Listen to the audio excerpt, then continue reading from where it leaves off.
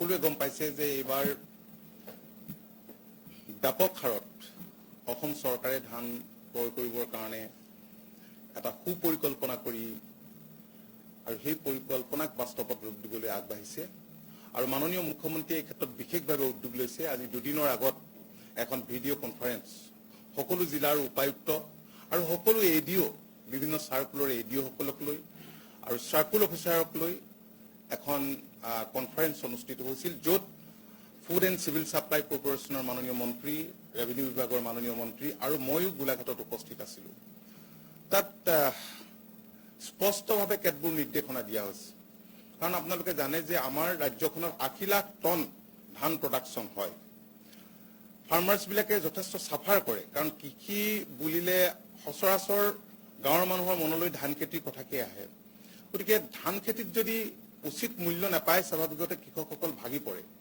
আৰু তাৰ প্ৰতি লক্ষ্য ৰাখি আমাৰ চৰকাৰখনে এইবাৰ 10 লাখ মেট্ৰিক টন, আৰু যদি এই 10 লাখ মেট্ৰিক টন ভালকে ক্ৰয় কৰিব পৰা যায়, অনুৰূপ ধৰণে মাননীয় মুখ্যমন্ত্ৰীয়ে কৈছে যে কেন্দ্ৰীয় চৰকাৰৰ অনুমতি সাপেক্ষে আৰু 10 লাখ বৃদ্ধি কৰিবৰ কাৰণে যাৱতীয় ব্যৱস্থা গ্ৰহণ কৰিব।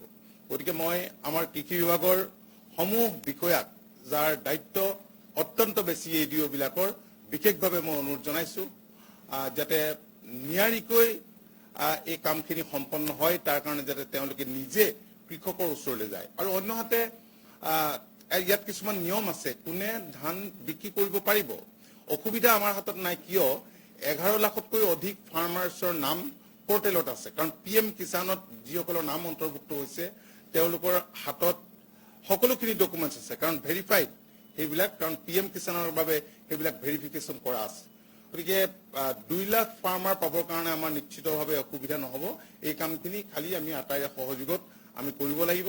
আমি অসমৰ সমূহ কৃষকৰ আমি সহযোগিতা বিচাৰিছো, আৰু সংবাদ মাধ্যম হৈছে গণতন্ত্ৰৰ চতুৰ্থ স্তম্ভ। আপোনালোকে যদি খুব ভালদৰে কথাবিলাক প্ৰকাশ কৰি দিয়ে, তেতিয়াহ'লে আমাৰ নিশ্চয় সুবিধা হ'ব। ধন্যবাদ।